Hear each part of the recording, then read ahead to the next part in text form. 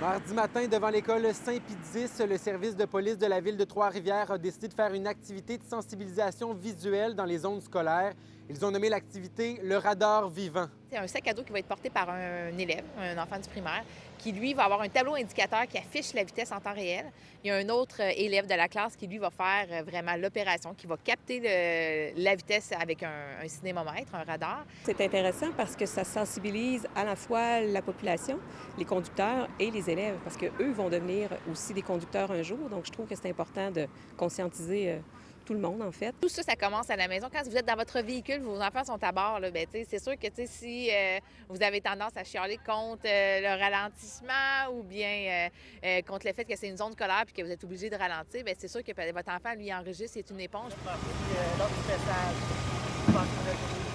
En train de remettre des contraventions positives, donc pour féliciter un peu les gens qui ont respecté ces dites limites-là de 30 km/h, de continuer ce bon comportement-là. On passe des cartes pour les gens, on les remercie parce qu'ils ont écouté les consignes. J'accueille les gens, je leur mentionne d'emblée que je les félicite, en fait qu'on les félicite pour leur bonne action. Le plus important, c'est que quand il y a des élèves qui marchent sur le trottoir et les véhicules passent, ils ne doivent pas accélérer, ils doivent respecter les règles. Les gens reçoivent quand même super bien cette activité-là, nous félicitent, nous disent que c'est une belle activité. Habituellement, on voit les policiers avec le radar, on voit la voiture, mais de voir qu'un enfant porte le sac à dos, je pense que ça crée un effet de surprise qui fait prendre conscience, justement, que c'est des enfants dont on doit protéger la vie autour de l'école. Donc, quand je suis en bus ou je m'approche de notre école, il y a des gens qui accélèrent. Ça va être plus imprévisible aussi. C'est vraiment eux qui, parfois, vont traverser la rue entre deux autos sans faire gauche-droite-gauche. On reste convaincus que chaque dollar investi dans la prévention peut nous en faire sauver plusieurs. Pour mieux comprendre comment fonctionne le radar, je suis allé me promener avec la lieutenante Blanchette.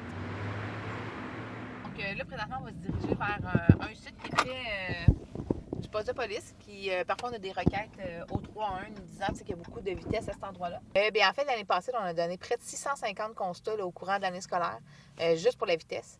Donc, c'est un chiffre qui parle, mais qui est moins que l'année précédente. Donc, ça peut nous amener à se poser des questions. Est-ce que le comportement routier s'est amélioré?